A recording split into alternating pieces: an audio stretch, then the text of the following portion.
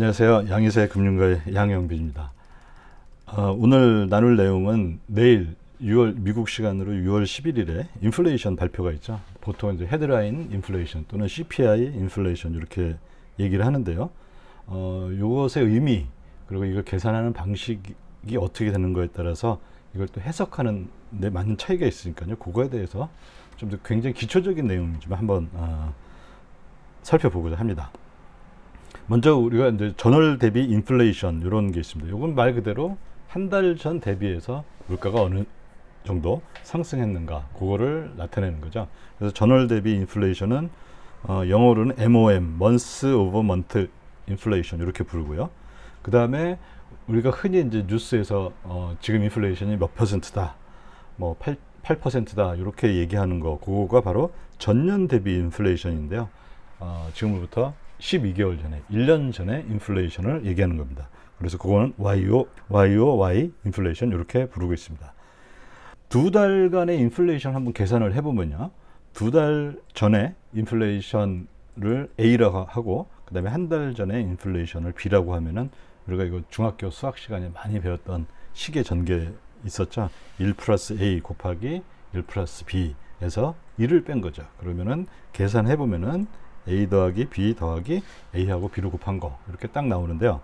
이 경우에 A, B의 값이 굉장히 작아서요. 그냥 보통 A 플러스 B 이렇게 얘기를 해줍니다. 다시 말하자면은 두 달간의 인플레이션 하면은 두 달 전, 한 달 전 요거의 인플레이션을 그냥 더한 값 이렇게 생각해도 무방하다 이렇게 알 수가 있겠죠.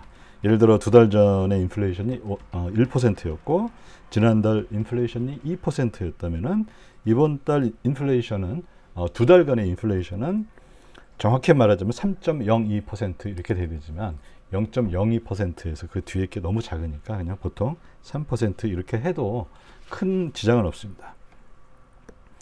그러면 이 MOM 즉 한 달짜리 그 인플레이션을 가지고서 YOY 그 1년 전에 인플레이션을 구할 때는 뭐 간단하죠. 그 전 12개월의 MOM을 다 합한 게 YOY 전년 대비 인플레이션이 되겠죠. 근데 여기서 5월에 YOY 지난달 5월 10일인가요? 그때 그 페드에서 연준에서 그 발표를 했던 게 8.3%였고요. 그 다음에 6월에 YOY 이게 바로 내일 발표하는데 시장에 참가하는 모든 사람들이 가장 관심 있게 보는 거죠. 왜냐하면 인플레이션이 너무 높게 나오면은 연준이 금리 인상을 좀 더 큰 폭으로 할 수 있는 가능성이 있기 때문에 시장에 굉장히 큰 영향을 미치기 때문에 요거에 대한 관심이 아주 극도로 지금 많아진 상태이고요. 이게 내일 아침 미국 시각으로 8시 반에 발표가 되니까요.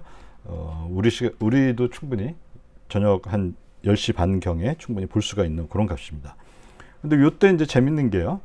5월 YOY를 구하면은 요때 들어가는 데이터는 작년 5월부터 올해 4월까지 MOM 데이터들이 들어갑니다. 그 다음에 6월 YOY에서는 작년 5월 게 빠지고 작년 6월부터 하고 그 다음에 올해 5월에 MOM이 새로 들어갑니다. 그러니까 하나가 빠지고 하나가 들어간다. 그렇게 생각하면 되겠네요. 6월 하면은 6월보다 하나 작은 작년 5월이 제외되고 그 다음에 또 6월보다 하나 작은 올해 5월 MOM이 추가가 된다. 이렇게 보시면 되겠죠. 그림으로 보면 그래요. 여기 이제 파란 게 보면요. 여기가 3월, 여기는 4월, 예, 이렇게 돼 있는데요. 그러면 작년 2022년 4월에 발표한 이 인플레이션, 그건 얼마냐면은, 어떻게 구하냐면은, 작년 4월부터 올해 3월까지 그 이전 12개월의 MOM을 쭉 더하면 되겠죠. 물론 조금 오차는 있습니다만 이 뒤에 생기는 오차는 그렇게 크지가 않으니까 대략 그 정도 된다 이렇게 생각하면 될 것 같고요. 그 다음에 지난달에 발표한 5월에 발표한 그 YOY는 작년 5월부터 여기가 되겠죠. 이렇게 즉 5월부터 올해 4월까지 그 MOM들을 쭉 합한 값이 될 겁니다. 그러면 여기에서 이제 중요한 게 과연 인플레이션이 상승할 거냐 하락할 거냐. 그게 이제 제일 중요하죠. 자, 그러면 작년 5월에 발표했을 때는 4월에 YOY 인플레이션이 8.5%였죠. 그 다음에 5월에 지난달에 발표했던 거는 8.3%였죠. 감소했어요. 그래서 많은 사람들이 뭐 분석가들이 인플레이션 정점을 찍었다. 8.5에서 8.3으로 감소했으니까요.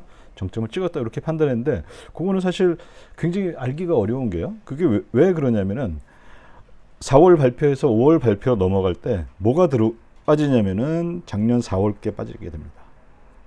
그럼 그게 작년 4월께 빠지고 올해 4월께 새로 들어오는데 이때 이 인플레이션이 감소하냐 증가하느냐 요거는 뭐냐면은 새로 들어오는 거하고 제외되는 거에 값의 크기에 달려 있다는 거예요. 그 중간에 있는 값들은 아무런 역할을 못 해주고 있어요. 그 인플레이션 크기가 증가하느냐 크게 올라가느냐 인플레이션이 떨어지냐 요거에는요. 작년 1년 전에 4월 거하고 올해 새로 들어오는 이 4월께 빠지는 거 들어오는 거 그 값을 비교해서 인플레이션이 올라간다 내려간다 얘기를 할 수가 있는 거죠. 한 달 전에 5월 10일에 발표했던 인플레이션에서는 그 값이 보면은 4월에 인플레이션이 0.64%였고요. 근데 올해 그러면은 이번 5월에 이제 들어갈 인플레이션 값이 이거보다 더 크다. 5월이 0.64가 빠지고 0.70 이제 그 0.70부터 시작하겠죠. 근데 0.64보다 작다 그러면은 어떻게 됩니까? 인플레이션이 더 하락하는 그런 게 나오겠죠. 근데 이거는 어떻게 어떤 영향을 미치냐면요. 작년 4월, 5월, 6월이 사실 월간으로 인플레이션이 굉장히 높은 때였어요. 이때 보면 굉장히 높죠. 6월에는 0.88% 한 달 단위로 이만큼 상승했었는데 이거 이유는 너무나 간단하죠. 코로나 봉쇄를 해제한 이후에 많은 기업들이나 또는 많은 뭐 식당들 이런 데들이 영업을 재개했어요. 그 다음에 또 하나 굉장히 또 특이한 거 영업을 재개하고 그동안은 놀러 가지 못하고 있었던 미국의 수많은 사람들이 갑자기 놀러 가려고 하니까 근데 새 차는 생산이 안 되고 있고 하니까 중고차에 대한 수요가 급증하면서 중고차가 무려 가격이 50% 증가한다든지 이런 일들이 벌어졌었죠. 이거 굉장히 특수한 상황이었던 거예요. 이때가. 그러면 이제 4월에서 5월, 올해 4월에서 5월로 갈 때 8.5에서 8.3%로 하락했는데 이 하락한 요인은 뭐냐면은 빠지는 제외되는 인플레이션 MOM보다 새로 들어가는 올해 4월에 들어갔던 MOM이 훨씬 작았던 거예요. 그러니까 4월에 MOM은 0.64%가 전체 계산에서 제외되고 추가되는 건 0.33%니까 이게 들어갔는데 그 지난 4월보다 작년 4월보다 훨씬 작았기 때문에 인플레이션이 빠지는 것처럼 보였고 그러면서 인플레이션이 정점에서 떨어지는 인플레이션 피크를 쳤다. 인플레이션 정점을 쳤다. 요렇게 우리가 어떻게 보면 이제 착시라고 볼 수가 있죠. 그러니까 결국에 이건 뭐냐면은 삭제되는 제외되는 MOM과 추가되는 MOM의 차이에 의해서 생긴 그런 값인 거고 그러면 이제 더 중요한 거는 그걸 분석을 해야 되겠죠. 이게 도대체 어떤 거냐.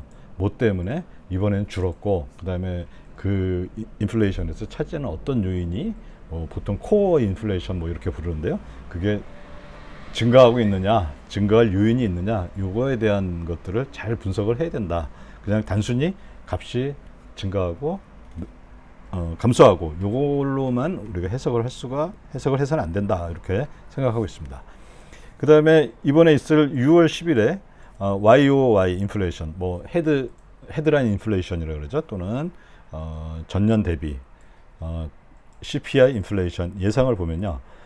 일단 작년 5월에 MOM이었던 0.70%가 제외돼요. 이 0.70도 굉장히 높은 거죠. 그 다음에 올해 지난달에 5월에 인플레이션 MOM이 추가가 됩니다. 그러면 인플레이션이 내일 발표된 인플레이션이 오를 거냐 내릴 거냐는 이번 달 5월에 MOM으로 본 인플레이션이 0.70%보다 높냐 낮냐 요거에 달려 있겠죠. 0.70보다 작으면은 6월 10일 내일 발표하는 YOY 인플레이션이 당연히 감소할 거고요. 그러면 어떻게 됩니까? 4월에 8.5%, 5월에 8.3%, 뭐 예를 들어 6월에 8.1% 이렇게 하면은 신문에서 대소특필이 되겠죠. 2개월 연속 감소, 정점 진화 뭐 이렇게 나오겠는데 요걸로는 제가 보는 견해로는 아직도 정확하게 그 정점을 지났다, 통과했다, 정점을 지나서 이제 점점 인플레이션이 잡히고 있다 없다 이 자체만으로는 판단하기 굉장히 어렵지 않나 이렇게 생각을 해봅니다. 자, 만약에 그런데 내일 그 여러 또 그 시장에서 이제 들리는 뉴스들에 의하면은 인플레이션이 생각보다 굉장히 세다고 해요. 아직 이제 정확한 데이터는 안 나와서 지금 현재 시점에서 뭐라고 얘기를 할 수는 없지만은 어쨌든 인플레이션이 상승했다 그러면은 5월에 MOM이 0.7% 작년 5월에 MOM이었던 0.7%보다 높게 되는 상황이 벌어지는 거죠. 그러면 이거는 사실 시장으로서는 굉장히 안 좋은 뉴스죠. 그러면 연준은 어떻게 하겠습니까? 지금 6월 중순에 있을 FOMC, 7월, 8월에 있을 이때 FOMC에서 기본적으로 대략 시장이 예상하는 거는 0.5%씩 금리 정책 금리를 인상한다 이렇게 되어 있는데 0.5% 인상하는 거를 3번이 아니라 4번, 5번 할 수가 있다는 거죠. 그래서 요거는 내일 0.7보다도 만약에 이게 그 MOM이 커져서 인플레이션이 YOY 인플레이션이 상승했다. 그러면 이건 굉장히 좀 안 좋은 뉴스가 될 것이다. 뭐 그렇게 생각을 해볼 수가 있습니다. 그러면 향후에 YOY 인플레이션을 한번 예상해 보면요. 이거는 그냥 단순히 수치로만 그냥 산수로만 이제 계산을 해본 겁니다. 일단 빠질 데이터와 추가될 데이터, 제외되는 데이터하고 추가되는 데이터를 비교하면 되는데요. 추가되는 데이터는 우리가 아직은 모르죠. 그 발표가 되지 않은 거니까요. 어쨌든 이전에 있었던 그 앞으로 이제 이게 점점 시간이 흐르면서 빠지게 되는 데이터는 작년 6, 7, 8, 9월 MOM을 한번 보면 되겠죠. 그럼 아까 그 차트를 한번 가보면요. 저 6월 가장 높았어요. 0.88% 어마어마하게 높았죠. 그 다음에 7월에 0.45%, 8월에 0.33%, 9월에 뭐 대략 0.4% 정도 이렇게 올라갔다가 쭉 빠지는 모습을 볼 수가 있는데요.